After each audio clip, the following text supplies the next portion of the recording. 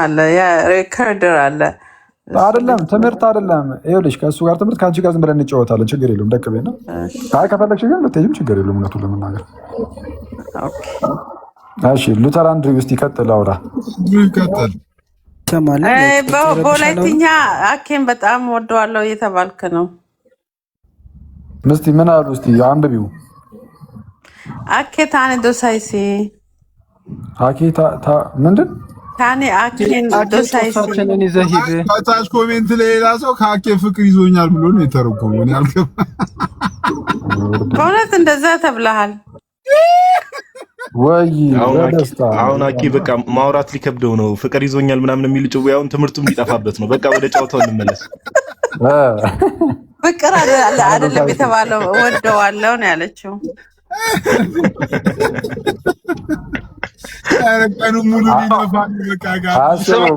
ፍቅር ይዞኛል ብሎ ተርጉሞት የጻፉን ሰው ሄደን ስናየው ስሙ አበበ ሲሉ የገረመው ሲሉ በጀኔ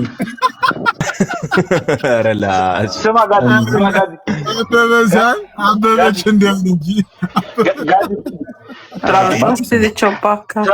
የማዳም ስለሚሰማኝ መሀል ላይ ትራንታራየም ጋዲ እዛ ቤት ምናምን ሎርድ ነው ሲላቸው አኩ ስትላይ ፈሰስ ብሎ ይቀራል እዛው ሎርድ ይላታ እንዴ አዲሱን ስም ሰማ ጋዲ አረ አው ኢዮባ የሄደ ግን ኢዮባ እንዴት ጠፋ? አንዷ ልጅ አኩ ስትለው ነበር። እኔማ አኩና መታታ ብዬ ልቀጥል ነበር። እንዴ አኩ ትለዋለች እንዴ ኬት አምጣለች ያዝቅ አኩ ቆይ በዚህ ቀን የለም። እኔ ሲጀመር ሼር አድርግላት ብያለሁ። እሷ ካልመጣች ነው ከዚህ ቤት ወርዳለሁ። እንደውም ልወርድ ነው። እንደውም ቻው የምር ቆይ ወርዳለሁ። ኩና ማቻቻል ከያዲ ኩና ማጣጣ ባሉ ደህና ደሩ። ናይስ ቱ ሲ ዩ። ኦኬ ባይ ዊ ላቭ ዩ ባይ። ኢዮባን ሰላም በሉልኝ።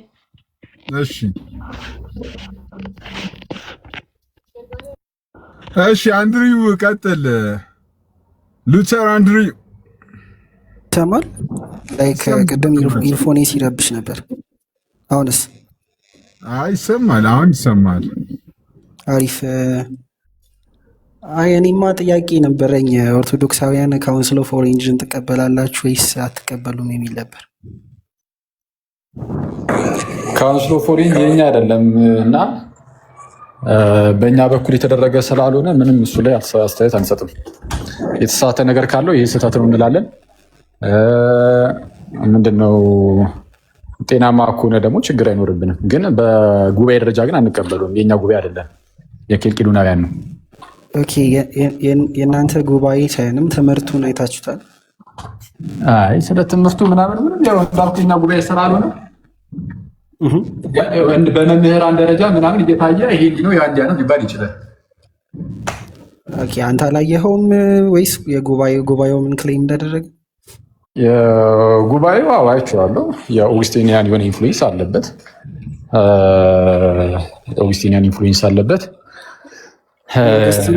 ሙሉ በሙሉ አፊርም አድርገዋል? አላረጉም። ሙሉ በሙሉ አይደለም። ሙሉ በሙሉ የለውም። የኦሬንጁ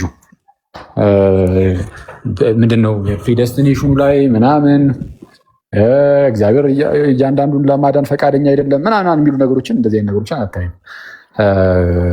ሰምሃው ግን በተወሰነ መልኩ የሆነ ነፃ ፈቃድ የሌለ በሚመስል መልኩ አይነት ነገር የቀረበ ነገር አለው።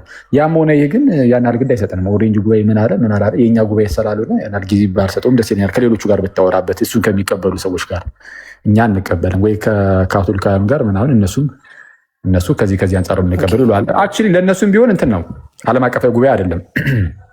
ለእነሱም ቢሆን ሎካል ካውንስል ስለሆነ አይሳሳቴ ነው ብለው አያምኑ። ስለዚህ ከቤተክርስቲያናቸው ትምህርት ጋር አመዛዝኖ ነው የሚቀበሉትም የማይቀበሉትም። እዛ ላይ የተነሱ ሀሳቦችን ከሴሚ ፔላጂኒዝም ጋር የተያያዘ ጥያቄ ነበረኝ። ጥያቄ ምንድነው? እነሱ ካኖን ያው እግዚአብሔር ይረዳሃል አይነት ሀሳብ ማን ያለው? ይህንን ሴሚ ፔላጂያኒዝም ነው ያለው ማን ነው? ሰከንደሪ ሶርሶች ላይ ነው ያየሁት። ቴዎሎጂያኖች ሲያስቀምጡ እነማን ናቸው? ጉባኤው የተሰበሰበው ለዛ ነው። ለጉባኤ አይደለም። ስለ ጉባኤው አይደለም። ካውንስል ኦፍ ኦሬንጅ ማለት ምን ያናለ የራሴ እኔ ከዛ አንጻር ነው ለማውራት የፈለኩት። ብቻ ግን ኤኒዌይስ እሱ አሁን ቴዎሎጂ ይሰማል ጥያቄ ላድርገውና እሺ ይሰማል። የካውንስል ኦፍ ኦሪጅን ተወና ግን ሴሚ ፔላጂያኒዝም ስላልክ ብዙ ሰው ክሌም ያደርጋል እንደዚህ አይነት ነገርን እና ሴሚ ፔላጂያኒዝም የሚባል ነገር ራሱ ኬት ነው ያመጣው? ከጉባኤው እያለው እኮ አልሰማኝም። ጉባኤው ላይ ሴሚ ፔላጂያን የሚል አለ ካለ እስቲ ያሳይ ነው ሀሳቡ። ሴሚ ፔላጂያኒዝም የለም አይደለም ካለ አሳይ ነው ወይ ሀሳቡ ምንድን ነው?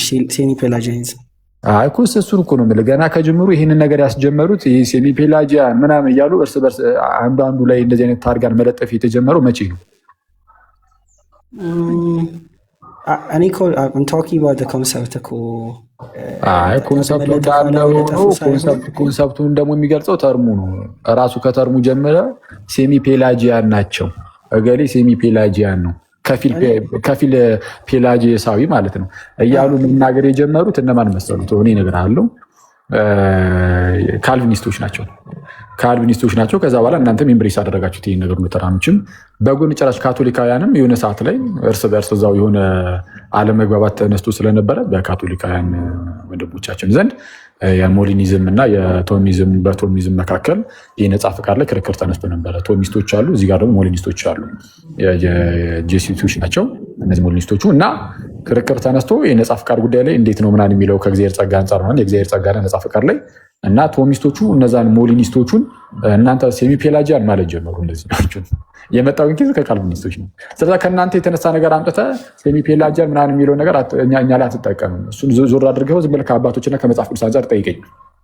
እሺ ሳልቬሽንን ሰው ነው ኢኒሺየት የሚያደርገው? ጋድ እግዚአብሔር ነው የሚያደርገው። ምንም ድህነት ከእግዚአብሔር ነው። ድህነት ሳይኖር በፊት ሰው ዝም ብሎ አሜን አለ ምን ይጠቅማለሁ?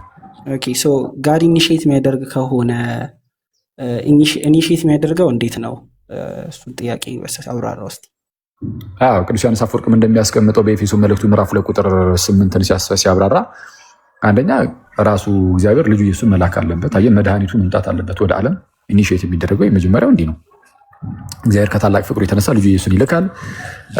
ልጁ ኢየሱስ ደግሞ የማዳን ስራውን እኛን የማዳን ስራውን ይሰራል። ሰው መሆን፣ በጽድቅ መመላለስ፣ ሞቶ መነሳት፣ በአብ ቀኝ መቀመጥ፣ እነዚህ ነገሮችን ማለት ነው። ከዛን ቅዱስ መንፈስ ይልካል። ከዛ በኋላ ይሄ ኢኒሺዬሽን ነው ራሱን ችሎ ማለት ነው። እግዚአብሔር ወደ እኛ መጣ፣ አይተዋል፣ ቀረበ። ከዛ በኋላ ሰው ደግሞ አንዴ ሰብጀክቲቭሊ ለእያንዳንዱ ሰው እንዴት ነው ጋድ ኢኒሺየት የሚያደርገው ሳልቬሽን?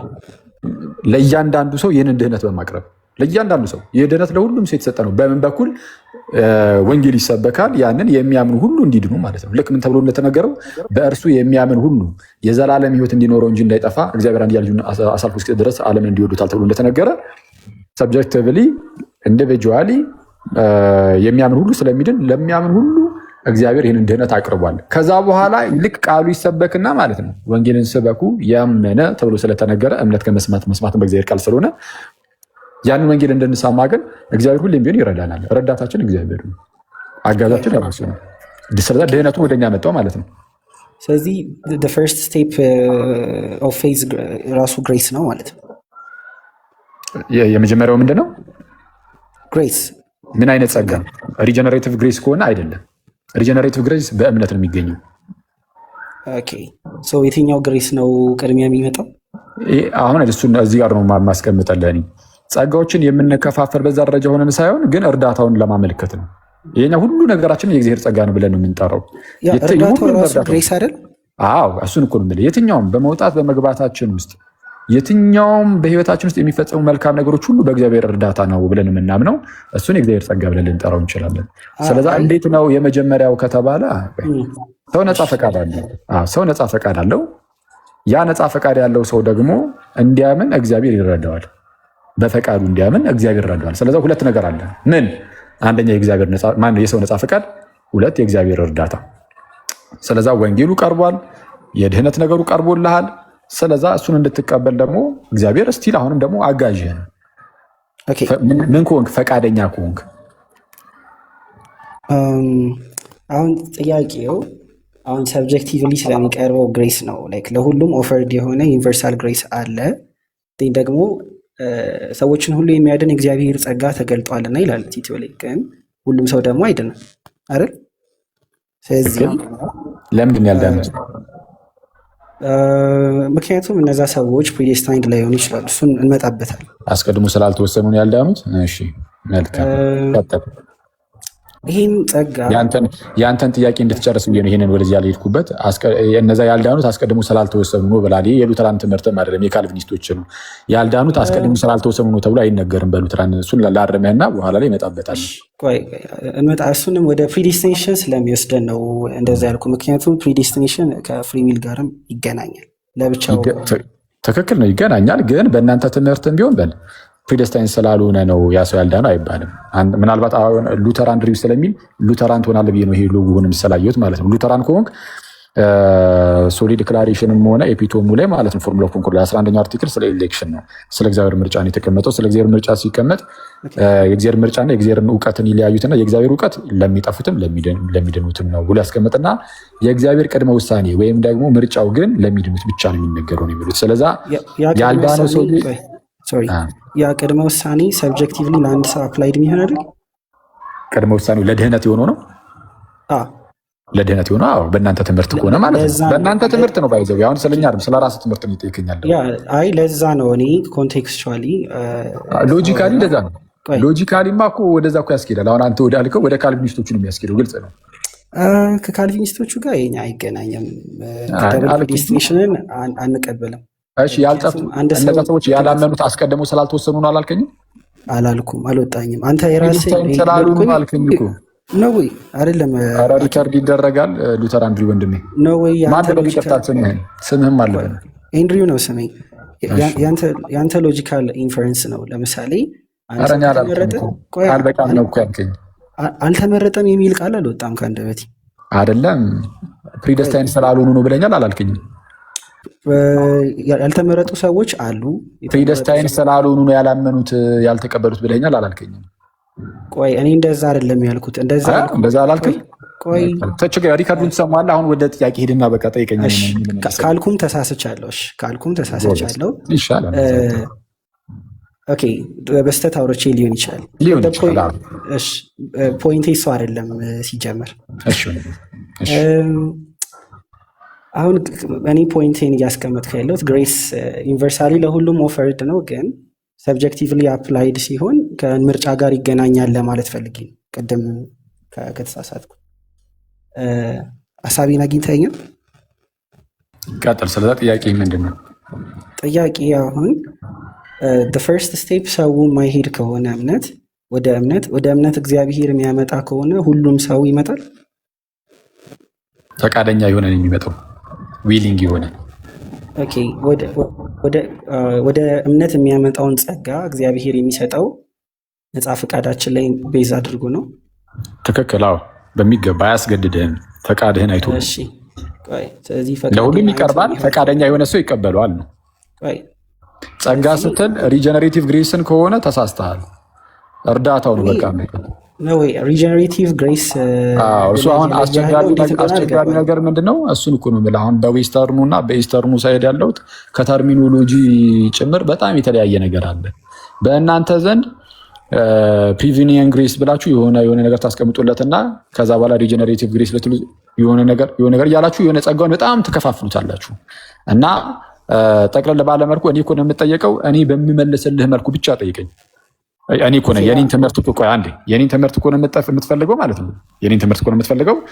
እኔ የራሴ አገላለጽ አለ፣ የራሳችን አገላለጽ። ስለዛ በቃ በዚሁ አገላለጽ ብቻ ጠይቀኛለህ። የእናንተን የዊስተሩን አምጥተህ አፌ ላይ እንዳታስቀምጠው ማለት ነው።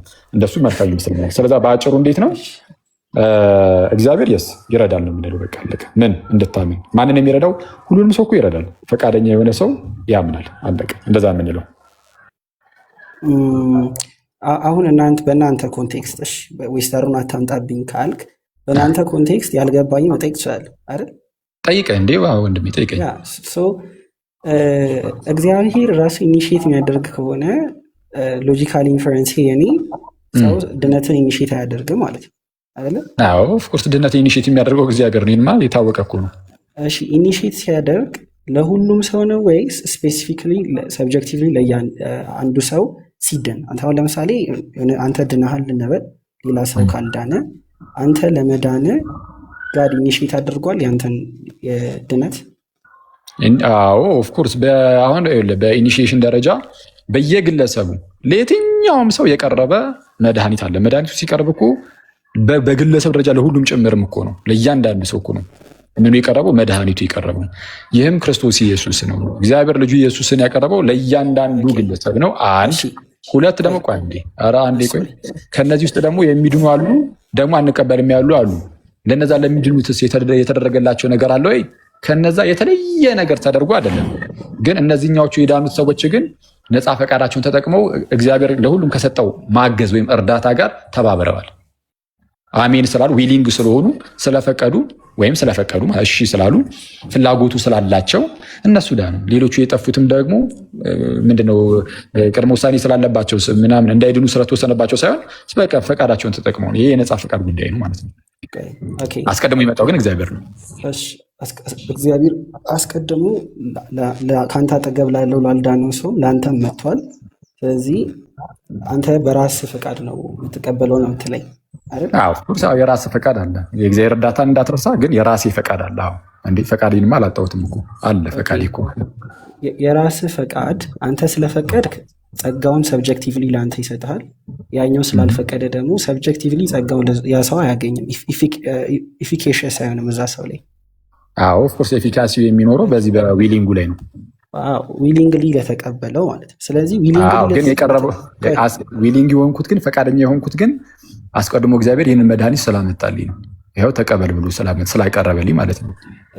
አሁን መድኃኒቱ ክርስቶስ ነው፣ የምትቀበለው ደግሞ ክርስቶስን በእምነት ነው አይደለም? ኦፍኮርስ በፈቃድ በእምነት ትቀበላለህ ማለት ነው። ፈቃድህና እምነት አንድ ናቸው ወይስ የተለያዩ? ፈቃድና እምነት የተለያየ ነው፣ ግን እምነት የሚመጣው ፈቅደህ ነው። ከፈቃድ ውጭ የሆነ እምነት ግን የለም። ስለዚህ እምነትን የሚሰጥህ እግዚአብሔር ነው ማለት ነው። እምነትን የሚሰጥህ እግዚአብሔር ነው ያልከኝ? የሚሰጥበት የራሱ የሆነ መንገድ አለው፣ ግን ከምን አንጻር የሚለው ግን መታወቅ አለበት። ልክ እንደናንተ እኔ ነፃ ፈቃድ ስለሌለኝ ፈቅጄ ማመን ስለማልችል ዝም ብሎ እግዚአብሔር አምጥቶ እምነትን በእኔ ውስጥ ቁጭ አደረገ ከሆነ እሱ እንደዛ አናምንም። እንደዚህ አይነት እምነት በክርስትና ታሪክ ውስጥም የለም ከኦገስትን በፊት። ታዲያ ምንድነው ከተባለ በአጭሩ እንትን በጣም እየረበሸ ነው። አንዴ ልክ ሳወራ ወይም ብታደርጉ ትንሽ የሚረብሽ ነገር አለው ድምፁ። ቴንኪው። እሱን ለመሸፈን ስል እኔ ራሴ ከፍ አደረኩት ድምፄን እና እንዳያደክመንም። እምነትን እግዚአብሔር ነው የሚሰጠው ይላልከኝ። እግዚአብሔር እምነትን ይሰጣል ተብሎ ይነገራል። ምንም ችግር ያለበት ቃል አይደለም። እኛ ይህን ቃል አንቃወመው፣ ግን እናንተ ስትናገሩት ግን እንቃወማለን። ቃሉን ሳይሆን ውስጡ ያለውን የእናንተን ትምህርት። የትኛውን እምነትን እግዚአብሔር ይሰጣል ስትሉ ነፃ ፈቃድ ሰውየው ስለሌለውና ማመን ስለማይችል ራሱ እግዚአብሔር እምነትን ይሰጠዋል ነው የምትሉት። እንደዛ አይደለም። ታዲያ እንዴት ነው እምነትን ይሰጠዋል የሚባለው? ከምን አንጻር ነው ከተባለ አንደኛ ለማመን ራሱ ማለት ነው። እኛ እንድናምን በእምነት እንድንመልስ ራሱ በመጀመሪያ ደረጃ ክርስቶስ መምጣት አለበት፣ ቃሉን መስጠትም አለበት። እምነት እኮ ከመስማት ነው፣ መስማትም እኮ በእግዚአብሔር ቃል ነው ብሎናል። የእግዚአብሔር ቃል በሌለበት ሁኔታ፣ ይህ ደግሞ በክርስቶስ የሆነ ስለሆነ ክርስቶስ በሌለበት ሁኔታ በምን እናምናለን? በጌታ ኢየሱስ እኮ ነው የምናምነው። አሁን ላይ እንዲህ ያለ ማዳን በክርስቶስ አንዴ በክርስቶስ ማመን ነው። ስለዛ ግዴታ እንድናምን አስቀድሞ ክርስቶስ መምጣት አለበት፣ ይህን ቃል መሰጠት አለበት። ይሄ ባይሆን ኖሮ እኛ ራሳችንን ማመን ባልቻለን ነበር። አየህ፣ ነፃ ፈቃዳችንን ተጠቅመን ራሱ እንድናምን ያስፈልገናል አስቀድሞ ለእምነቱም። ከዛ አንጻር እምነቱም ከእኛ አይደለም ተብሎ ሊነገር ይችላል። ሲቀጥል ደግሞ ይህ ብቻ ደግሞ አይደለም፣ ያ የተገለጠውን ደግሞ ቃል ራሱ ሰምተን እንድናምን ምንም የእግዚአብሔር እርዳታ አንፈልግም። ለማመን እችልማ በራሴ ያደርጋታለሁ አንልም። እስቲል እንደዛ ሙሉ ደግሞ የእግዚአብሔር እርዳታን ደግሞ ያስፈልገናል። እግዚአብሔር ደግሞ ይረዳናል። እግዚአብሔር ረድቶን ያመኑ ደግሞ እንላለን። የእግዚአብሔርን እርዳታውን እሱን ከማንሳት አንጻርም የእግዚአብሔር ሰጠንነትን ተብሎ ቢነገር ምንም ችግር የለውም። ነፃ ፈቃድ ስለሌለኝ ከፈቃዴ ውጭ እምነትን አምጥቶ ሰጠኝ የሚለውን ትምህርት ግን አንቀበሉም። ቴንኪው።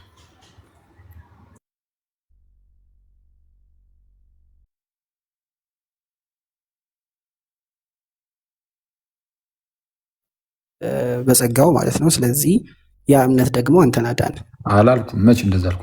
ሜቱ ጋር እዚህ ጋር አሁን የተናገርኩት ነገር እንደፈቀድክ አይቶ ከዛ በኋላ በጸጋው እምነትን ሰጠ አለ። ትፈቅዳለህ፣ ከዛ ጸጋውን ይሰጣል፣ ከዛ እምነቱን እንደዛ አይነት ቤት በኩል ነው እንደዚህ ኦርደር ያበጃው። እንደዛ አላልኩም። ቃሉን ስንሰማ ማለት ነው እግዚአብሔር ይረዳናል፣ ረድቶን እናምናለን ያልኩ። ስናምን ጸጋውን ይሰጠናል። ጸጋውን በእምነት ነው። ያ እርዳታ የሚያሳምን ነው አይደለ? ቃሉን እንድትቀበል የሚያደርግን ውስጥ ላይ እምነት የሚፈጠር ያ ቃል አላልኩ። ቆይ አንዴ፣ ልክ እናንተ እንደምትሉት እምነትን የሚፈጥር ነው ተብሎ ልክ እናንተ እንደምትሉት የመለወጥ አይነት እንደዛ ይህንን እያለን አይደለም። በቃ እገዛ ነው። እንድናምን የሚያደርግ ነው። ምን ነፃ ፈቃዴን ተጠቅሜ እምነትን የሚፈጥር ስትል እምነትን የሚፈጥር ስትል እኔ ለዚህ እኮ ነው የእናንተን ቃል ይዘህ ስለምትመጣ በአንተ መረዳት ነው ሁሉም ነገር የምታየው። እምነትን የሚፈጥር ስትል እኔ ማመን አልችልም እንደማለት ነው። ማመን ስለማልችል ዝም ብሎ እምነቱ እንደዛ አይደለም። የማምንበት ፈቃድ አለኝ፣ ግን እግዚአብሔር ደግሞ ሊረዳኝ ይገባል። እኛ ሁለቱንም የምንይዘው ነው የምንለው። ነፃ ፈቃዳችንም አለ የታመመ ቢሆንም የእግዚአብሔር እርዳታም ደግሞ አለ። ከዛ በኋላ እናምናለን። ስናምን ለሚያምን የእግዚአብሔር መንፈስ ይሰጠዋል። ልክ አሁን ቅድም አንስተነው ነበር በዮሐንስ ወንጌል ምዕራፍ 7 ላይ በእርሱ የሚያምኑ ሁሉ ይቀበሉት ዘንድ ስላላቸው ስለ መንፈስ ተናገር ይላል። መንፈስ ለሚያምን ይሰጣል፣ ላላመነ አይሰጥም። እናንተ ጋር ላላመነው ሰውዬ ነው መንፈሱን እግዚአብሔር ሰጥቶት እንደዚያ የምትሉት፣ ግን መንፈስ ላላመነ ሰው አይደለም፣ ላመነ ሰው ነው የሚሰጠው።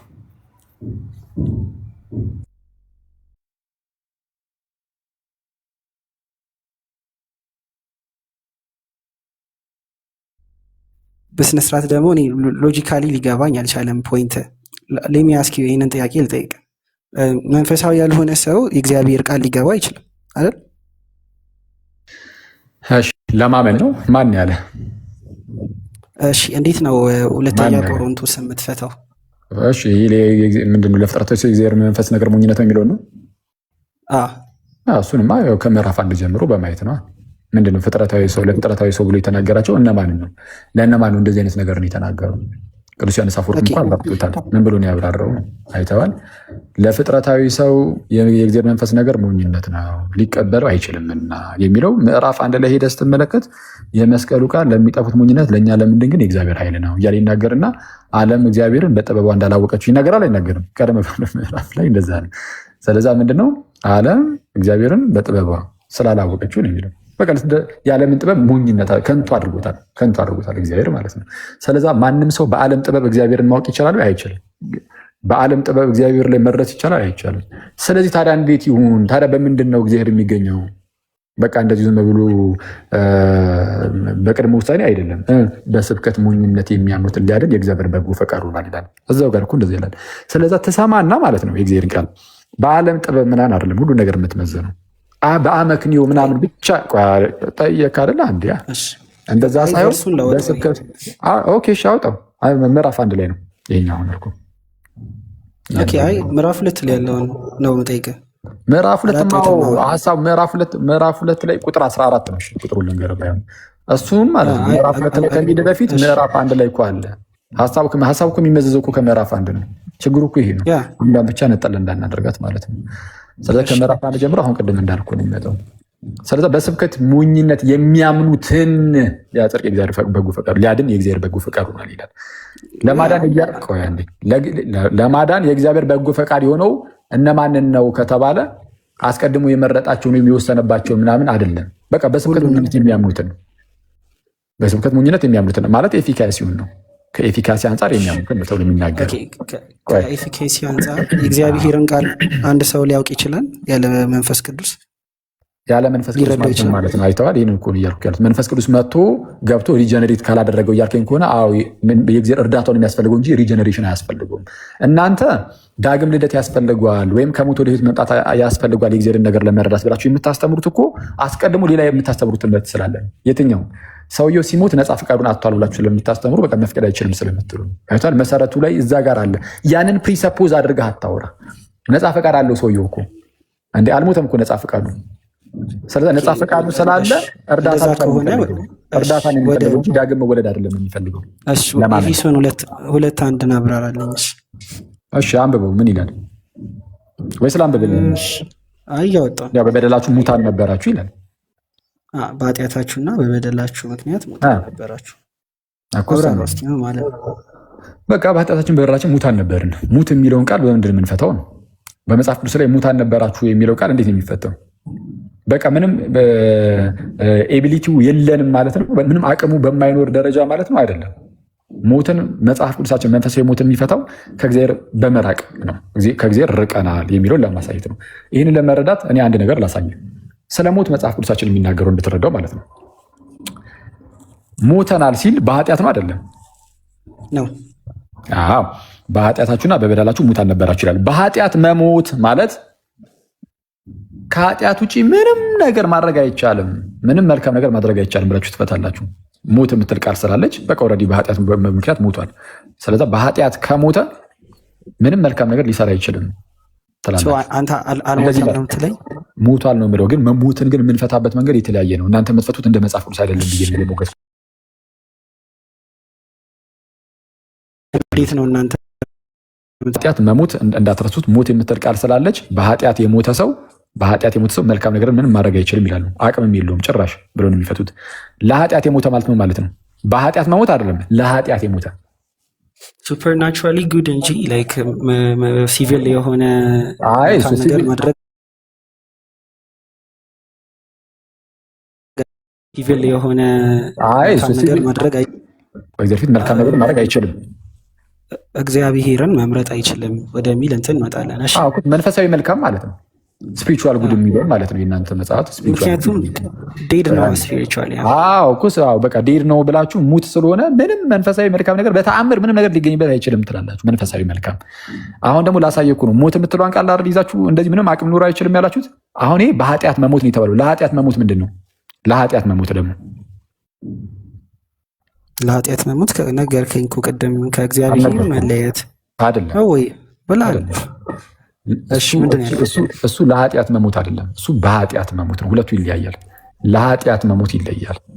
ለኃጢአት መሞትን ታውቃለህ ወይስ ልሂድበት? ሮሜ ምዕራፍ 6 በል ሂድ። እሺ ሂድ። ካወቀው ንገረን እና ከዛ ለማስረዳት ይመቸኛል። ካልሆነ እኔ ልሂድበት። ሂድበት። እሺ ወንድሜ። እሺ አንድሬው ሮሜ 6 ላይ ለኃጢአት የሞታችሁ እናንተ በእርሱ ደግሞ እንዴት ጸንታችሁ ትኖራላችሁ ይላል። በኃጢአት ማለት ነው። አይተዋል። ለኃጢአት ከሞት በኃጢአት ጸንተህ በፍጹም ልትኖር አይገባም። በኃጢአት ብትሞት ኖሮ ለኃጢአት አይደለም። በርባሪያችሁ ስሙ ጋይስ፣ እናንተ በእና ለ ተብሎ ሲጀመር ልዩነቱን ማለት ነው። በኃጢአት መሞት ከሆነ ኃጢአት ሰርተህ የኃጢአት ደሞዝ ሞት ስለሆነ በኃጢአት ምክንያት ሙት ስትሆን፣ ስለዚህም የኃጢአት ተገዥ የሆነ ኃጢአት አይችልም ማለት ግን አይደለም። እሱን አሳያቸዋለሁ በመጽሐፍ ቅዱስ። ሉተራኖቹ ግን እንደዛ ነው ብሎ የሚያስተምሩት። ምን ብለው ነው የሚያስተምሩት? በኃጢአት ምክንያት አንዴ ከሞትክ በኋላ ከአንተ ምንም አይነት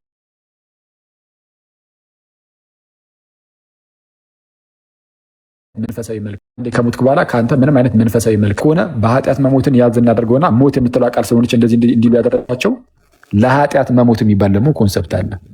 በኃጢአት መሞት ሳይሆን አንድ ፕሊዝ እንትን አድርጎ ሚውት አድርጎ እየረበሸ ሶሪ ሆን አድርገሃል መሰለኝ። በኃጢአት መሞት ሳይሆን አሁን ደግሞ ለኃጢአት መሞት መጽሐፍ ቅዱሳችን ላይ ይኸው ለኃጢአት መሞት ይላል። ለኃጢአት የሞታችሁ እናንተ በእርሱ እንዴት አድርጋችሁ ደግሞ ጸንታችሁ ትኖራላችሁ ይልና ሮሜ 6:2 ላይ ከዛ ቀጠል አድርጎ ምን ይላል? ወይስ ከክርስቶስ ኢየሱስ ጋር አንድ ትሆኑ ዘንድ የተጠመቃችሁ ሁሉ ከሞቱ ጋር አንድ ትሆኑ ዘንድ እንደተጠመቃችሁ አታውቁም? ምን ይላል? ከጌታ ሞት ጋር አንድ የሆናችሁት በእርሱ ነው። ስለዚህ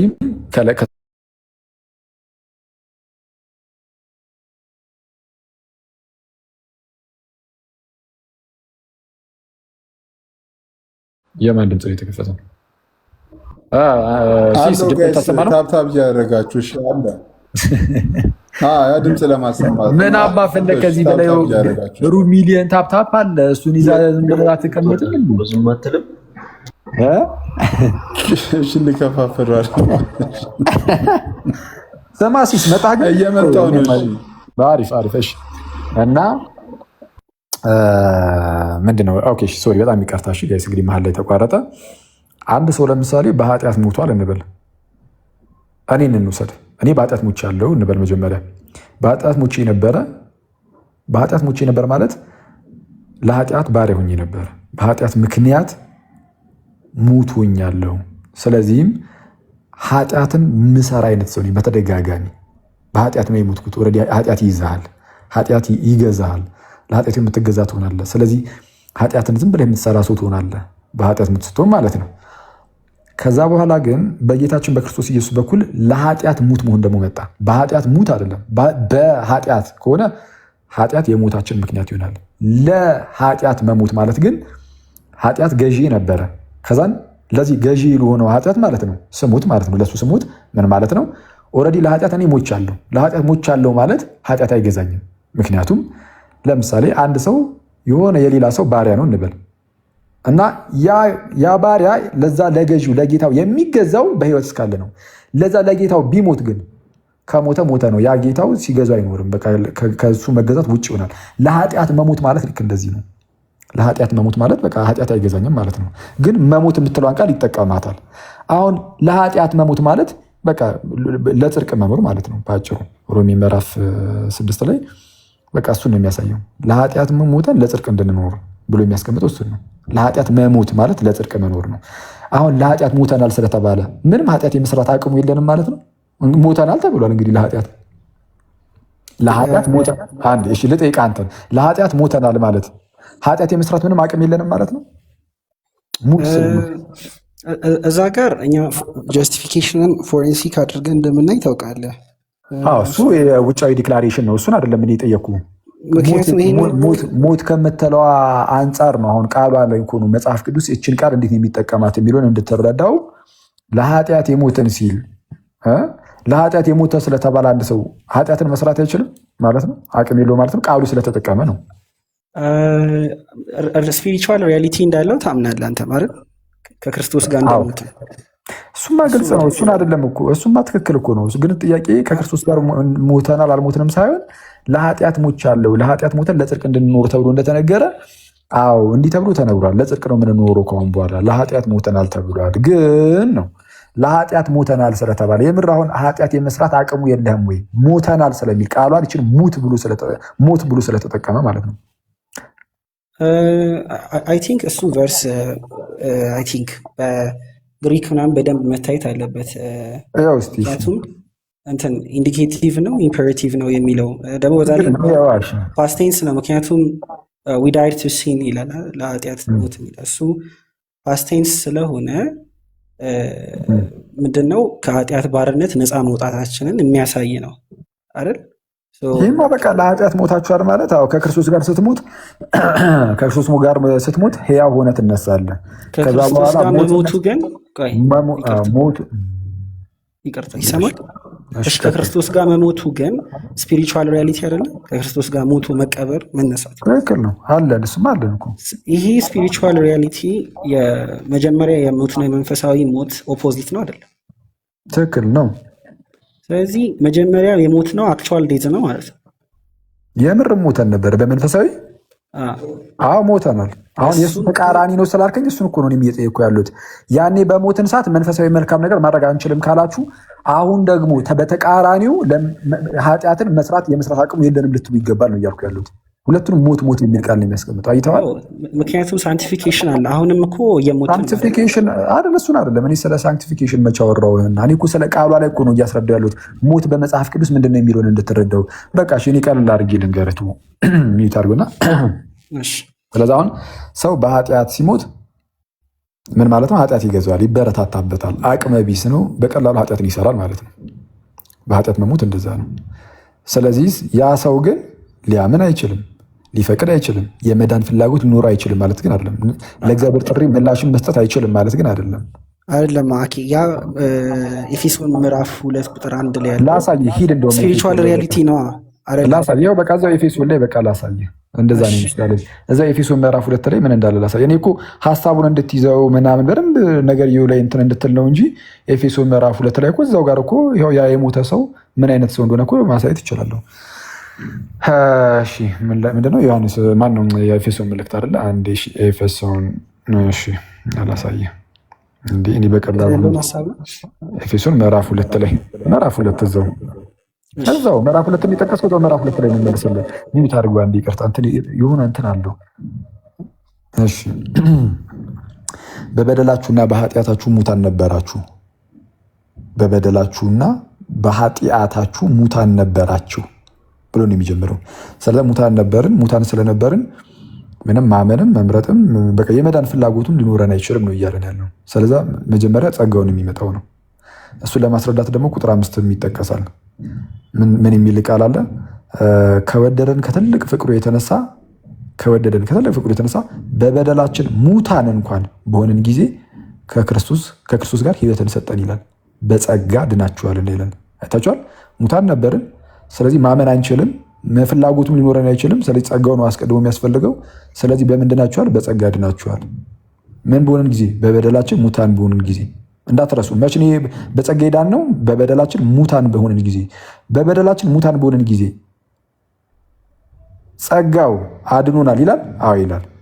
ያለ ፍላጎታችን፣ ያለ ፈቃዳችን፣ ያለ እምነት ይላል አይልም። አሁን የምንቀበለውና የማንቀበለውን ላሳያችሁ። በደንብ አድርጋችሁ ስሙ። እሺ ጋይስ፣ ከወደደን ከትልቅ ፍቅሩ የተነሳ በበደላችን ሙታን እንኳ በሆንን ጊዜ ከክርስቶስ ጋር ህይወትን ሰጠን፣ በጸጋ ድናችኋልና። አንደኛ በበደላችን ሙታን ነበርን ካለ በቃ ነበርን ነው። መጽሐፍ ቅዱስን ምንም መቃወም አያስፈልግም። አዎ በበደላችን ሙታን ነበርን ብለን እንቀበላለን። አንደኛ የምንቀበለው ነገር ቀጠል አድርጎ በበደላችን ሙታን በሆንን ጊዜ ከክርስቶስ ጋር ህይወትን ሰጠን ይላል። ሙታን በሆንን ሰዓት ነው ህይወትን የሰጠን ከክርስቶስ ጋር በቃ ካለ አለ ነው። በቃ ሙታን ነበርን፣ ህይወትን የሰጠን ከጌታ ጋር ነው። ስለዚህ በክርስቶስ ስራ ማለት ነው። ከጌታ ጋር ከክርስቶስ ጋር ህይወትን ሰጠን ካለ አለ ነው። የማይቀበላለ እዚህ ውስጥ ሙታን በነበርን ጊዜ ከክርስቶስ ጋር ህይወትን የሰጠን የሚለውን። እሺ ቀጠል አድርጎ በጸጋ ድናችኋልን ይላል። ይህንም ድህነት ያገኘ ነው በጸጋ ነው ይላል። ይህን የማይቀበላለ እዚህ ጋር የለም። በጸጋ ድናችኋል ካለ አለ ነው። እሺ የዚህ መጽሐፍ ቅዱስ ውስጥ የሌለውን ነገር ደግሞ ላሳያችሁ። በበደላችን ሙታን እንኳን በሆንን ጊዜ ያለ ፍላጎታችን፣ ያለ ፈቃዳችን፣ ያለ እምነት ከክርስቶስ ጋር ህይወትን ሰጠን ግን አይልም። ስለዚህ እዚህ ጋር መጽሐፍ ቅዱስ ውስጥ ይህን ነገር ይጨምራሉ ሉተራኖችና ካልቪኒስቶች። ያለ ፍላጎታችን፣ ያለ ፈቃዳችን፣ ያለ እምነት የሚል ማለት ነው። ግን እንደዛ አይደለም፣ በእምነት ነው። በእምነት የሚል የት አለ? እሱ ጋር እዛው ጋር ነግሮናል። ቁጥር 8 ላይ እንዲህ ይላል፣ ጸጋው በምን አድናችኋል? በእምነት አድናችኋልና ይላል። ጸጋ ያዳነው ማለት ነው ሙታንን ያ ጸጋ ሲያድን በምንድን ነው ያዳነው? በእምነት። ስለዚህ እነዛ ሙታን ያምናሉ። አይተዋል። የማመን አቅም ጭራሹን ተሟጦ ጠፍቷል የሚለው የእናንተ ትምህርት ነው እንጂ መጽሐፉ ላይ እኮ ያለ ፍላጎታቸው፣ ያለ ፈቃዳቸው፣ ያለ እምነት ምናምን እኮ አይልም። ከዚህ አንጻር ነው ታውቲ። ቆይ ጋይስ እንትን በሉ አንድ ይቅርታ አድርግልኝ። አንድ እንትን ተስፋችን ኢየሱስ የሚል ኮመንት ጻፉ ውስጥ እሱ ጥሩ ነው። ተስፋችን ኢየሱስ። እሺ ቀጥል። ኦኬ አሁን እዚህ ጋር ስፒሪቹዋል ዴዝ የሚለውን ስፔሻሊ ቨርስ 5 ላይ ያለውን ቁጥር 5 ላይ ያለውን በበደላችን ሙታን ሆነን ሳለ በክርስቶስ ሕያዋን አደረገን አለ። ሕያዋን የሆነው አሁን ለምሳሌ ስፒሪቹዋል ዴዝ የሚለውን የምትፈታበት አፈታት ድክመት ብቻ ነው ዊክነስ ብቻ ነው ወይ የምትለው ላይክ መሞት ስፒሪቹዋሊ ያለ እግዚአብሔር ጸጋ ምንም አለማድረግ መቻል ብለን መምረጥም አለመቻል ብለን የምትፈታው። ቁጥር 5 ላይ በበደላችን ሙታን ሆነን ሳለ በክርስቶስ ሕያዋን አደረገን ይላል። እሱ ስፒሪቹዋል እኔ ዳናችሁት ደግሞ በጸጋ ነው ይላል።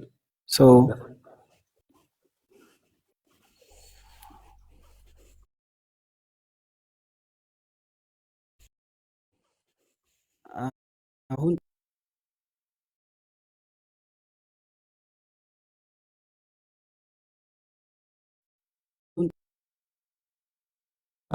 በዛ ደረጃ አይደለም ሞቱ።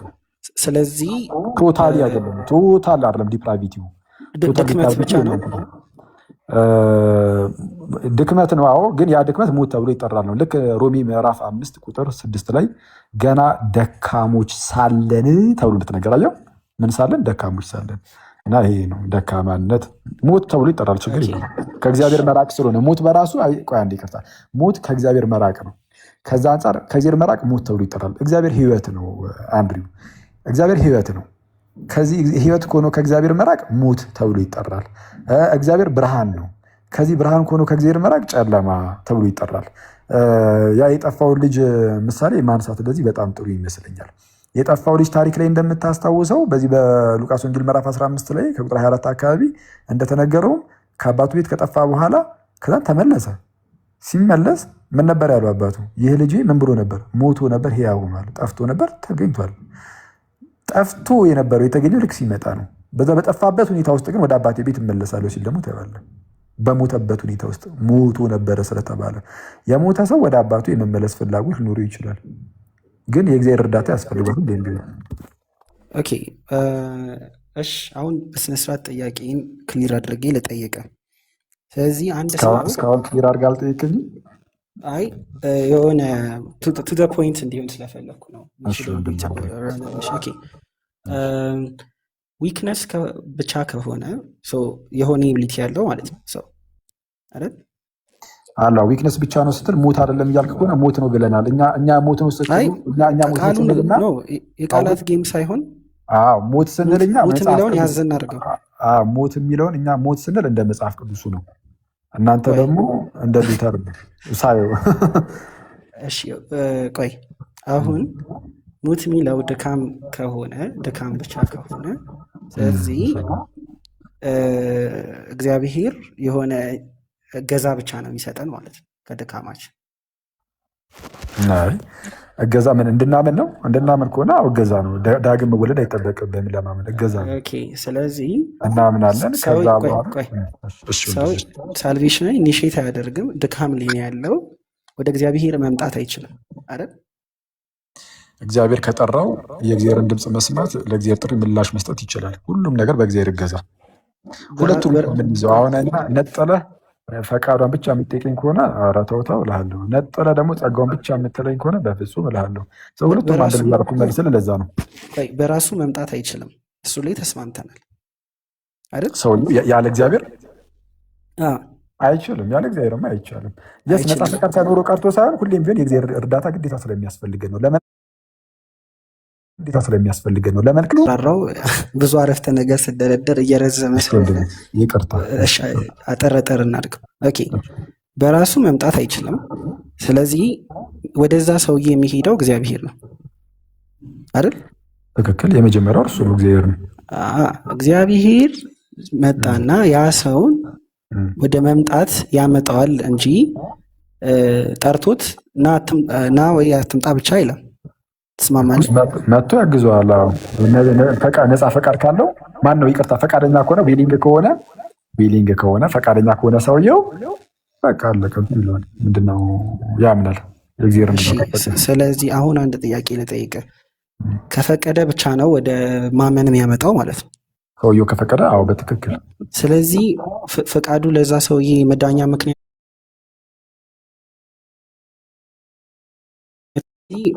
ፈቃዱ ለዛ ሰውዬ መዳኛ ምክንያት ምንጭ አይደለም።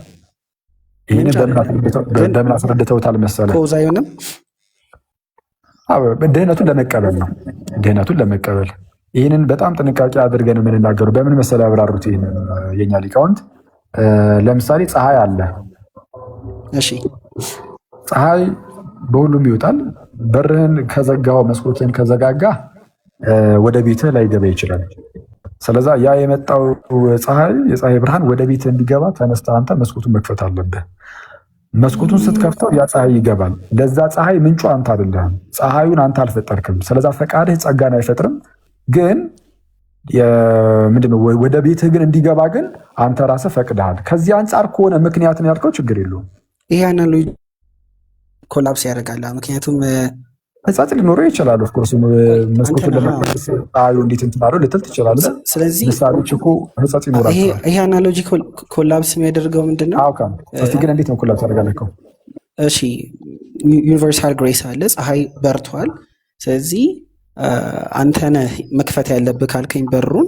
ስለዚህ ኢኒሼት እያደረክ ያለው ሳልቬሽንን አንተ ነህ ማለት ነው። ካልሆነ ልትድን አትችልም። እንዴት ኢኒሼትን ያደርጋለሁ? መጀመሪያ ፀሐዩ ተመቶልኝ። ፀሐዩ ባይመጣ ሊኖር እኮ ነው እኔ ኢኒሼት አደረኩ። ፀሐዩ ባይ ዲፎልት መጥቷል። ለራስህ ግን እንድታየው አንተን አክት ማድረግ ያለብህ ለራሴ ምን አይመጣ አገኘህ? ፀሐዩ እኮ ለእኔም ጭምር እኮ ነው የመጣው። ለእያንዳንዱ ግለሰብ እኮ ነው የመጣው። ለሁሉም መጥቷል። እሱን ቆይ ተስማምተን ለሁሉም መጥቷል።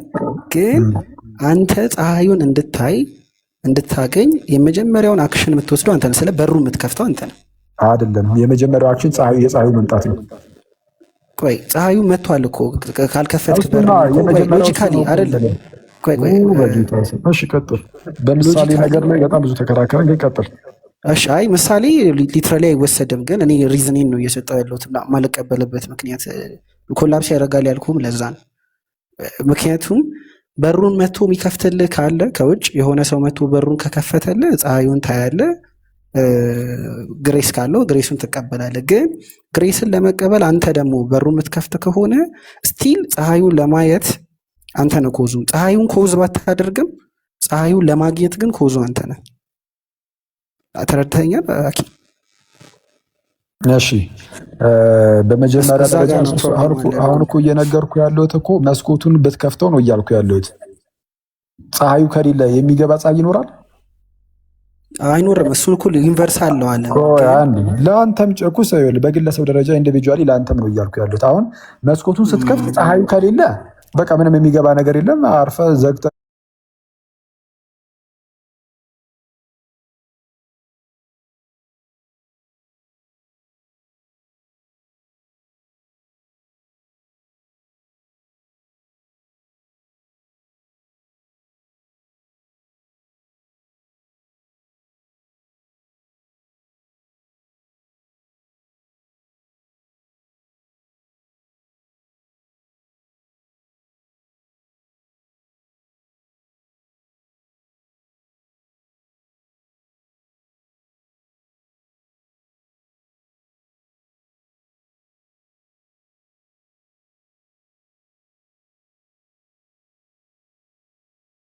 ለምን ተብሎ ማን ቤት ውስጥ የፀሐይ ብርሃን እንዲገባ ፀሐዩንም ይሰጣል፣ መስኮቱን በራሱ እግዚአብሔር ይከፍታል። ማን በየትኛው ውስጥ ያውን ይህንን የሚያስረዳ አንድ የመጽሐፍ ቅዱስ ጥቅስ ስጠኝ።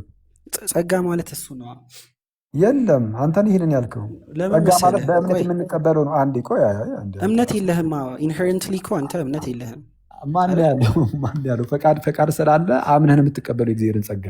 ፈቃድህ እምነት አይደለም እኮ ቅድም እኮ ተስማምተን ነበር እኮ እምነት በፈቃድ ይመጣል እኮ አልኩ አይደለም? እየተሰማማን ይችላል።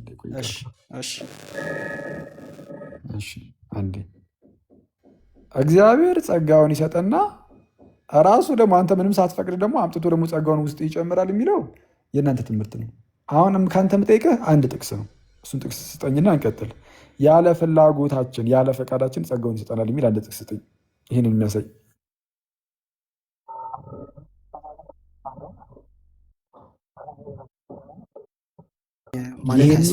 ይህንን የሚያሳይ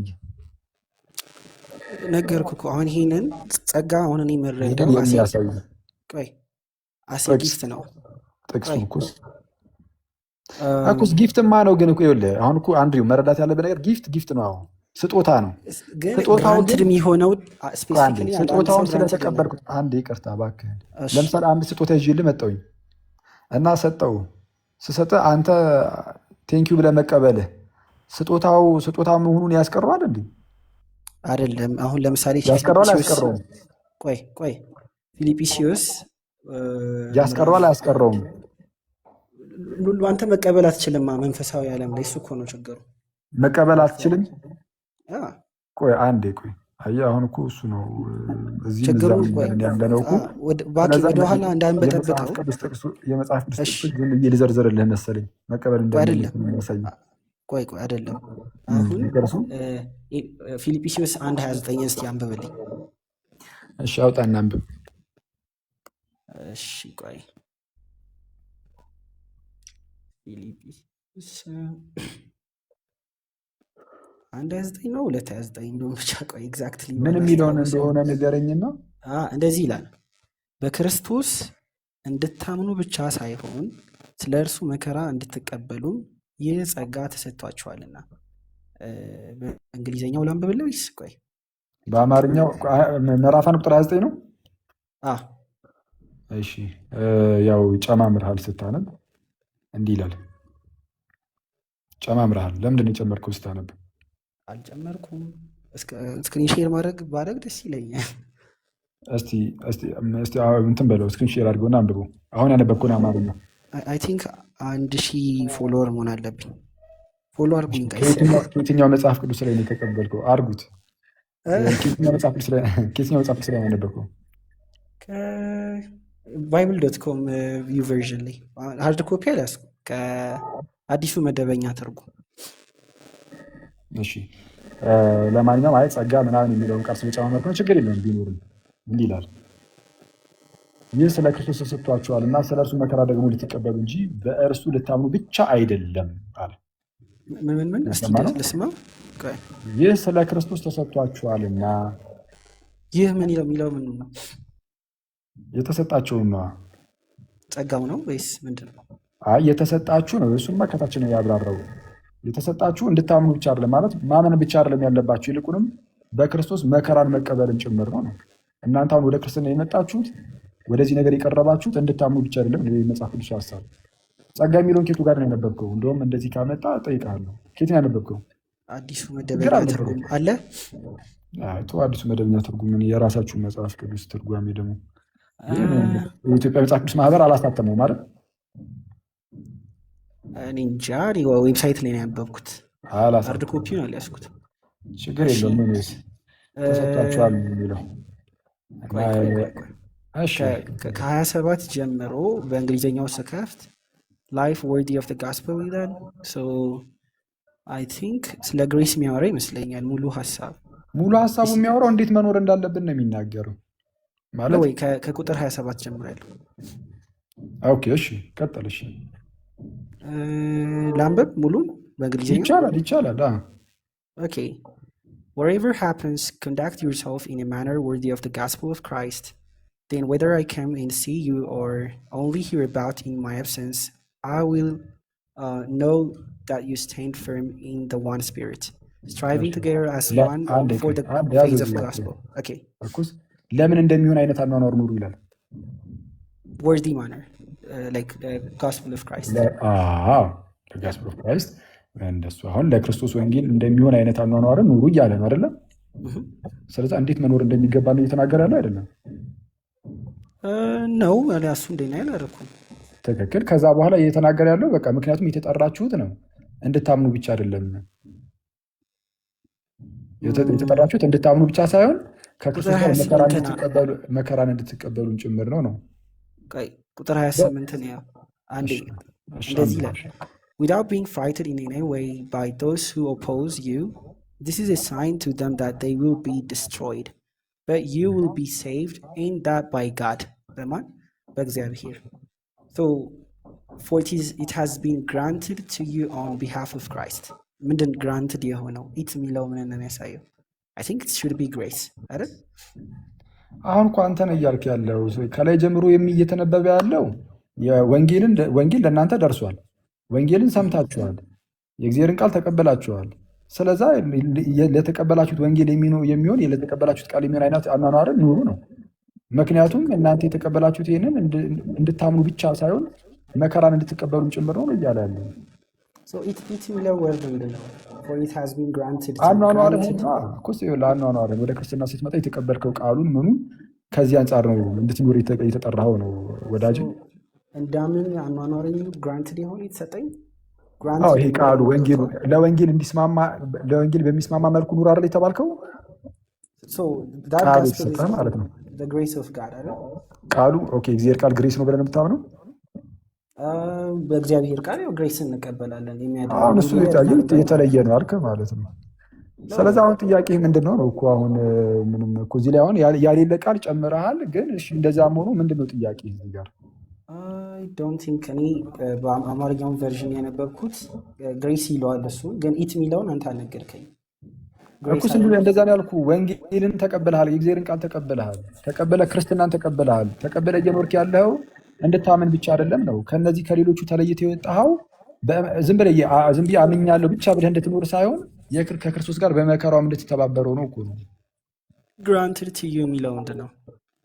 ተሰጥቷችኋል ነው። ምንድን ነው እሱ? የእግዚአብሔር ቃል ተሰጥቷል፣ ወንጌል ተሰጥቷል። ስለዚህ የእግዚአብሔር ቃል ያድናል አይደለ?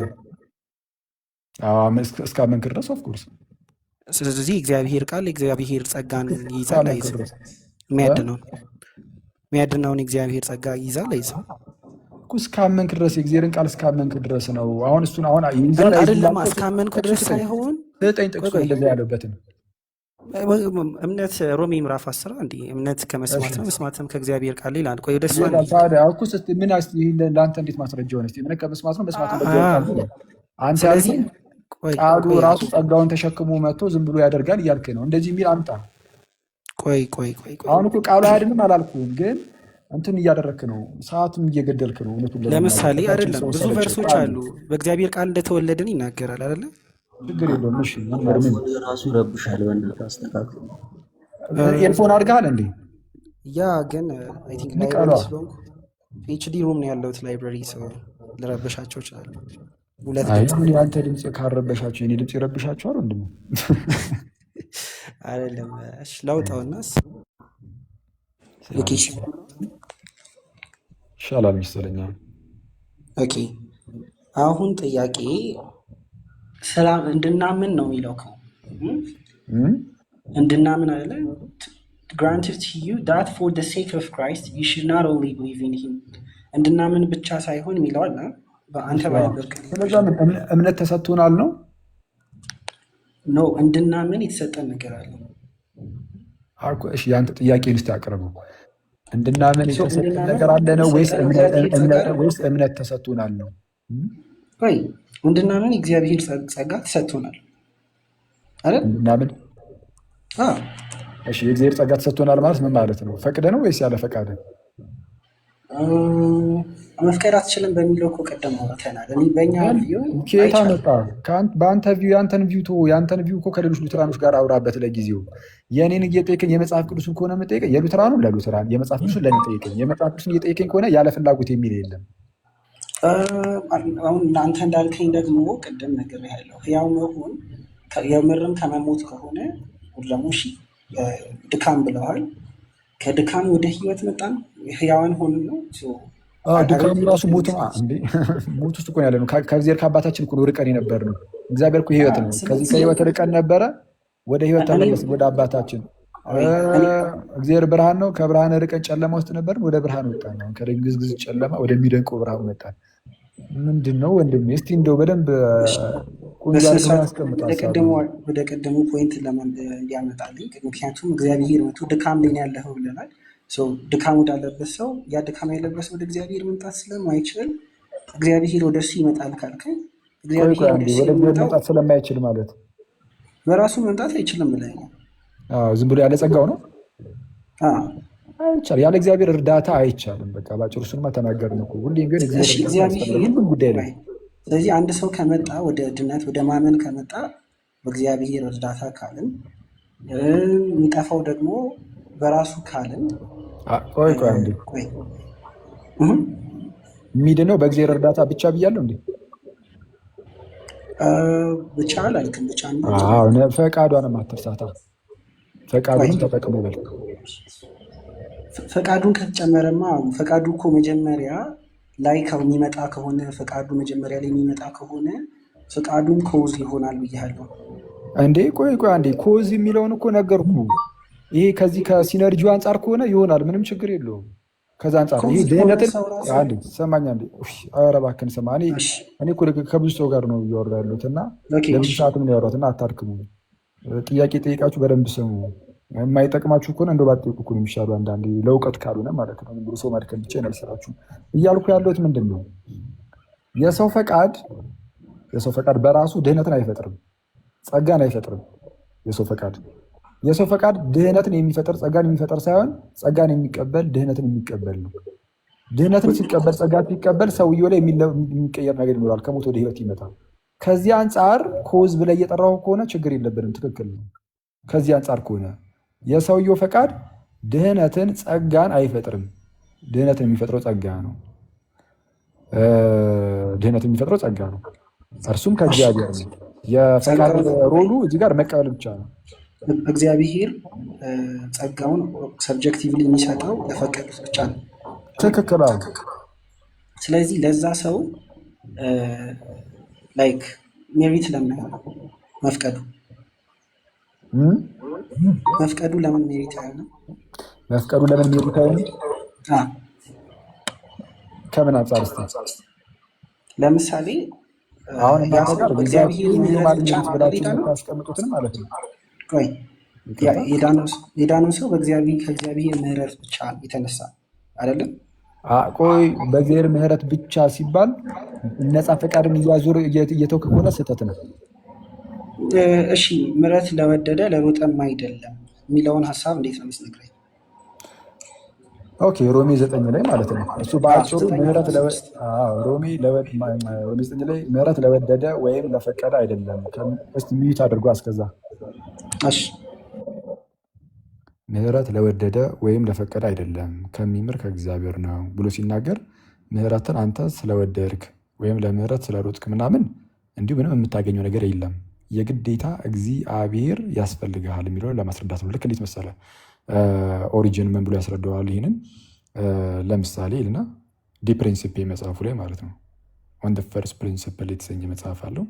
እሱ ላይ ጥንታዊ ሰው ነው እንግዲህ ከ1800 ዓመት በፊት የነበረ ሰው ማለት ነው። ምን ብሎ የሚያስረዳው እሱን ይህንን ጉዳይ አንስተው አንዳንድ መነናውያን የማኒኪዝም ተከታዮች ማለት ነው ኖስቲክ መናፍቃን የሆነ ነፃ ፈቃድ ባይኖረ ነው ብሎ ይጠቅሱ ነበር።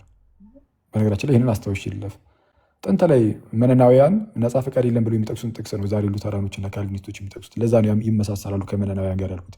እኛ ደግሞ ከጥንት ከነበሩ የክርስቲያን ሊቃውንት ጋር እና አባቶች ጋር ስለምንስማማ በመመልኩን የምንመልሰው መሰለ እነሱ በመለሱ መልስ እንድመልስ ምን ይላል? እግዚአብሔር ምንድነው ሀገርን ካልጠበቀ ጠባቂ በከንቱ ይደክማል የሚል መዝሙር ላይ ያለውን ያነሳና ወይም ደግሞ እግዚአብሔር ቤትን ካልሰራ ሰዎች በከንቱ ይደክማሉ ይላል። እግዚአብሔር ቤትን ካልሰራ ሰዎች በከንቱ ይደክማሉ።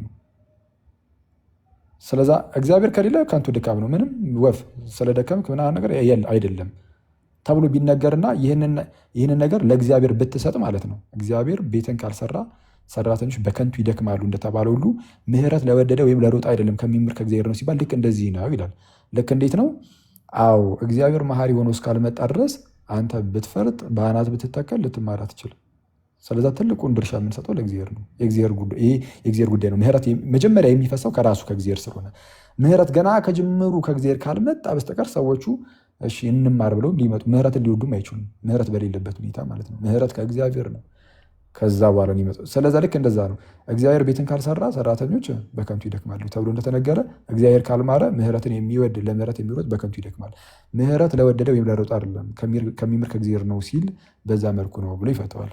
ከዛ አንጻር ነው። እሺ ሰው ምህረት የሚሰጥ ስለፈቀድክ ነው ወይስ አይደለም?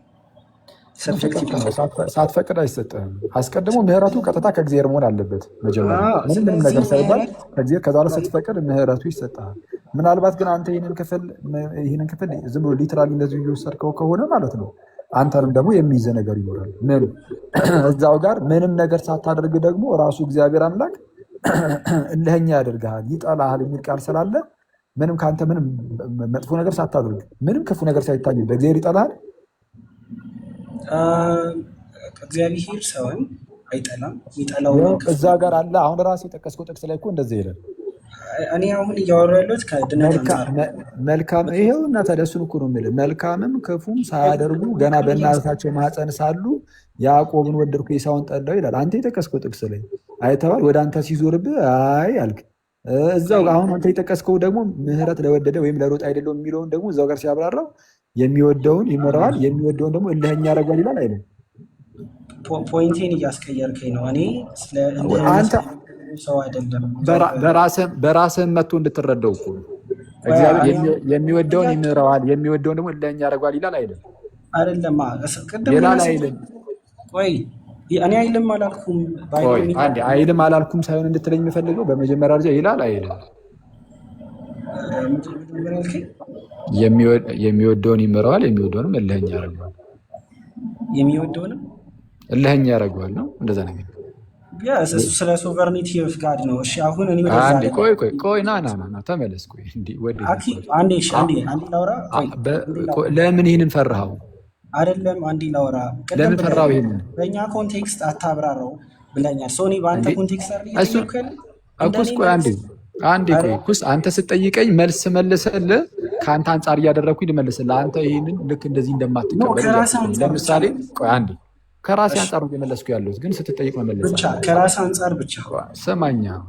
እሺ ሚት አድርገው የተጠየቀው ጥያቄ ምህረት ለወደደ ወይም ለሮጥ አይደለም ከሚምር ከእግዚአብሔር ነው እንጂ ይላል ሮሜ 9:16 ላይ ማለት ነው።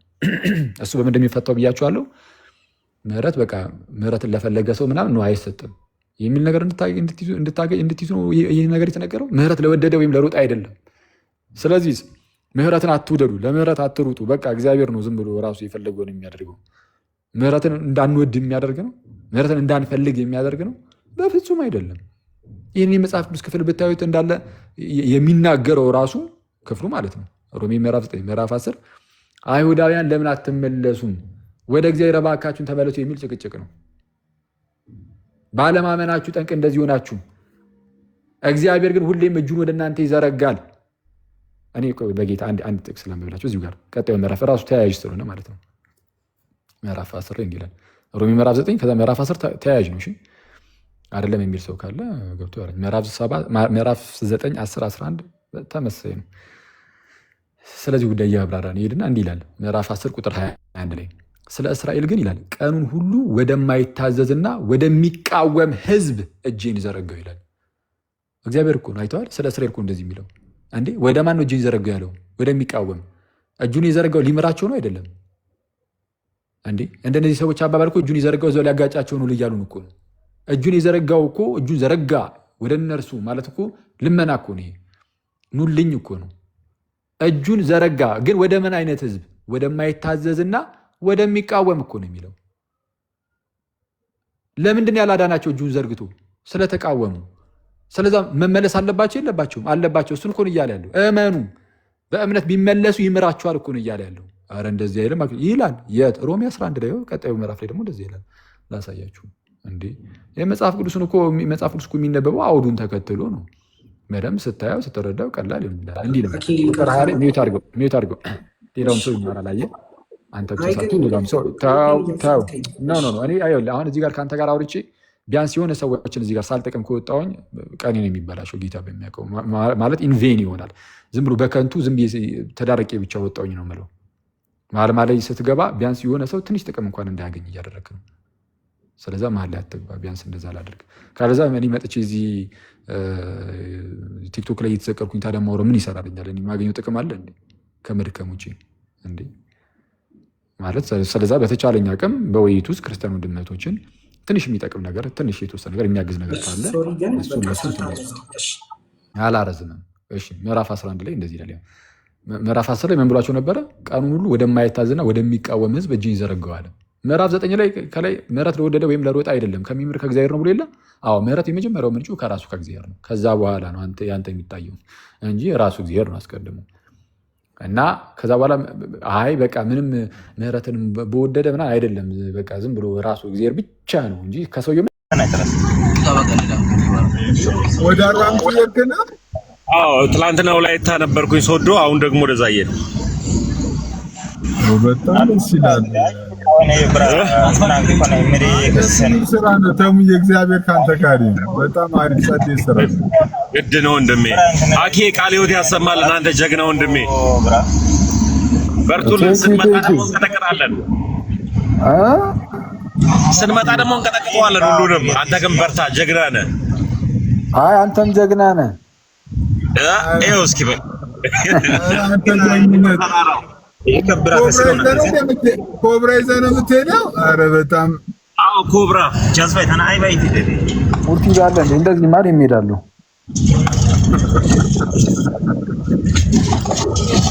አይ ግን ጸዴ ነው። በእናትህ ደስ ይላል። በእናትህ ተጎዱ መሰለኝ። አክሊልሻ አይ በጣም ነው ኃይለኛ ከባድ አደጋ ነው የደረሰው። በእውነት ተሜ በጣም አሪፍ ስራ ነው በእውነት ሲስ ወይ ይሄንዬ አንድ ቪዲዮ ቅድም ላሳየውና ኬን እንትን ልበል አሳየልኝ ብሎ ቅድም ዛሬ ቪዲዮ ላይ ነው ሪፍሌክሽን የምንሰጠው። እሺ አሳይ። እሺ ማርቆስ ብትራን አንድ ቆይ በእናት ማርቆስ እባክህ ሰላም ስጠን ማርቆስ።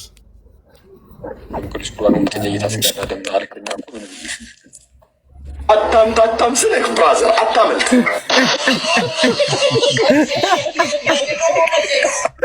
ከዲናል አልክ ወይም ደግሞ ቅዱስ ቁርባን እውነተኛ ጌታ ስጋና ደም አልክና እኮ ምንም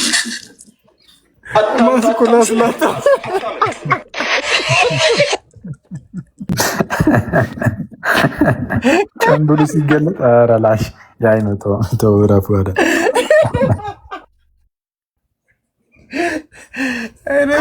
ሲሪየስሊ ባይዘው የምር የኔ ጥያቄ ነው ጌታ። እኔ ሉትራን ካልቪኒስቶች እንደሆኑ አላውቅም ነበር በእውነት።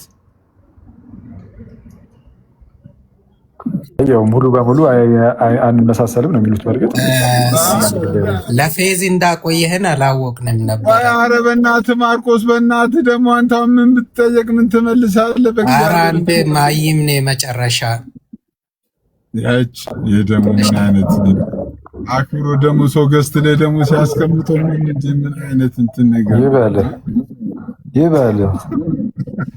እንደውም ና ግባና በደንብ ስደቡ። የምር በሰደበ እኔ እኮ አንተ ለምን እኔ በጣም የሚገርመኝ ማለት ምን አልከኝ ነው? አይ ሪፖስት አድርጉ እየገባችሁ ይቺ ቪዲዮዋን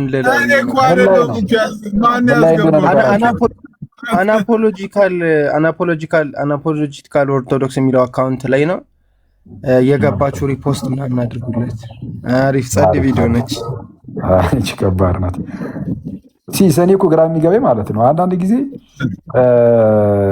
እንደዚህ በጣም እንትን ሊሉ የሚሞክሩ ሰዎች ካሉ ማስገባት አይጠበቅብህም ማለት አንተን የሚናገሩን ሰዎች ለምን ታስገባቸዋለህ? አሁን ይሄ ሰው መጣ አልመጣ ምንም ምንድን ነው እና አንተን የሚናገርህ ሰው ከሆነ ማለት ይሄ ነው ችግር የለም። አንተን ሄኖክ እስቲ ሚውት አድርግ። ይሄ ሰውዬ ምንድን ነው የሚያንጫጫብን? አንተን የሚቃወም ሰው አላልኩም፣ ቢቃወሙ ችግር የለውም። ግን በመጥፎ ነገር የሚናገር ይሄ ስድብ አይነት ነገር ቃል የሚያወጣ ከሆነ እንዴ መፍቀድ የለብህም። ነፃ ፈቃድ እኮ አለው፣ ግን አንተ ላይ መሆን የለበትም። እንዲህ አንተ ለመንፈሳዊ ነገር ነፃ ፈቃድ የለኝም ብሎ አንተን ለመሳደብ ያልተጠቀመው ነፃ ፈቃዱ በእኔ ላይ ነው የሚጠቀመው። እዛ የለኝም ብሎ ለመዳን ነፃ ፈቃድ የለኝም ብሎ አንተን ለመሳደብ ኧረ አይመጣውም። እሺ ሰላም ላንተ ሁሉ ተራምድ ነው። ይመስገን አምላክ። ቡካ ሚውት አድርጊ እንጂ እንዴ ማን ነው? ሲሶ ሚውት አድርጊ። ሲሶ ነው መሰለኝ። እሺ ቡካ ደህና ነሽ? እንዴት ነሽ? እሺ ቡካ እኮ ወሳብ ያው እንዴት ናችሁ? ደህና ናችሁ? እንዴት ነሽ? ደህና ናችሁ? እንዴት ናችሁ? አለን ይመስገን አምላክ። ፒስ ነው፣ ሁሉ ፒስ ነው። የማን ነው የሚጮህ? የኔ አይደለም። ያንቺ አይደለም። እኔማ አንቺ መስሎኝ ነበር። እንድሪያስ ያንተ ነው? ምን ይልከናል? ሙካ አይማሌ ሎዳይ ሰላም ሎካ ጋሞሎ ወሳው ከሁስ ደስ ሙካ እንዴ ተሙካ ማጋር ነህ? ሎዳይ ፋዬ ሎድ ወሳው ከሆነ ተሙ ነኝ። ወይና ተሙ አይደለም። ዋና ነኝ ዱስሎ አኔ ለና በሳ ኦናራተ ተሙራይ ኦንቴ ተሙ ብራዳይሲ ኦኔ ለሱንታይ ኡማ ስሚ ማን ነው? እኔ ብላካለው በቃ ቻው። ባይ እኔ ምስታባይ ላረግ ነው የመጣሁት። ያው የሚተረጎም ልሳን እንሆ አሉ ከታች የሚተረጎም ልሳን እንሆ አሉ። እንሆ የሚተረጎም ልሳን አሉ። አይ እንዴት ነህ? ማነህ አንተ አልኩት። ስምህ ማን ነው? ኧረ ቡካ ጮጮቤው እኮ በቃ ትርጉም ልሳን ማለት እንደዚህ ነው ማለት እኮ። እኔ የተጠየቁትን ነው እኮ የምጠይቅ መመለስ። ዘውዬ ቡካ ልሳን ትናገራለሽ እንዴ? አይ እንግዲህ እንደዚህ አይነት ነገር እኔ አታስገቡኝ። በሉ ባይ ደህና ደሩ። ለማወቅ ነው ቡካ ደግሞ ደህና ደሩ ነው። አይ ዶንት ዋንት ቱ ሴይ ኤኒቲንግ ኖ ካሜንት። ቡካ ምንድን ነው? ከእናንተ ጋር ማውራው ሁሉ ይሰቀላል። ስለዚህ ይበዛባታል። ከእናንተ ጋር ልጫወት መጣለሁ፣ ይሰቀላል። ቡካ አንዴ ቆይ ሚኑ እሺ ቡካ ቡና ጠጫለሽ? አሪፍ ደስ ይላል። ጸሎት ላይ ምናምን እንዴት ነው ትጸልያለሽ? ቡና በጣም ነው የምወደው። ጸሎትስ ትጸልያለሽ እንዴ? ለምን አልጸልይም? በልሳን አንተ ልጅ ፓፓ እሷ ስፓሪፋይ ነው የምትለን እየመጣች ደይጎ ምን ልክዬ በቃ እንደዚህ ነው ወጫው ፈልገው እንጂ ወደዛ ፖለቲካ ሊከባኛል ካፒ ሊንካሪ ካፒ ስፓሪፋይ ተጫወቱ። ካፒ ሊንክ አርጉ፣ ፋሎ ተደራረጉ። እኔ እኮ ሲስ ለሳኑን እዚሁ የጀመርከው መስሎኝ ነው። ለካስ በአክሰንት እያወራ ነው። ማረ ጋዲ ሳገባል ውሽ ጋዲ ባሉ ባይዳዳዳሩ ተሙ ምን የሆነ ቤት እምነት ውስጥ እኮ ገብቶ መሰለኝ እኮ አረኛ እኔ ወላይትኛ እችላለሁ። ድሮ መቋውቄ ነው። ተሙ እኮ ላይታ ነው ጋይስ ይችላል እኮ ወላይትኛ እችላለሁ። ያለው ድራሱ ይኸውልህ የት ይርክ ነው ፍላቴ ፍላቴ ሄደ ነው አይደለም። ብላቴ ሳይሆን ንገራት ቦታው ወላይታ ጋሞ ጎፋ። እሺ ጋሞ ይርክ ነው። ጎበዝ ልጅ ጎበዝ። አንዴ በቃ ሚታ አርጉ። ቡካም ተመስገን። አይ ጋሞ እንትን የተቸገሩት ጋር ይሄዱ ነው። ይሄ ላንድ ስላይድ የሆነበት ሀገር ያ በጣም ደስ ይላል። እግዚአብሔር ይባርካችሁ። እሺ ታሙ ቴንክ ዩ። አሁንም ይረብሻል ድምጽ ኦርቶዶክሳዊነት መኖር ስለሆነ እኮ ነው እኮ ቡኬ። ወይ ጉድ! ኧረ እባካችሁን ስለፈጠራችሁ ተው፣ ሚዩት አድርጉልን እነዚህ ልጆች። ምን ነው እንዴ? ስለ እርዳታ ሲያወሩ ለምንድን ነው ዝም በሉ የምትላቸው? እኮ እርዳታ ላይ ማውራት አይደለም መርዳት ነው የሚያስፈልገው። እርዱ በቃ እኮ ወደዛ እየሄዱ ነው። ሊረዱ እኮ እየሄዱ ነው። እሺ ቡካዬ፣ እሺ እናወራኛ። አሁን እዚህ ጋር ምን ማማራ እንዴ? ወደ ትምህርት ቀስ እንትን ነው። አንድ ጨዋታ አንድ ትምህርት እንዳትወርጂ። ቆይ እንፈልግሻለን። ኖ ነው ወዳሉ ይሄ እንትንም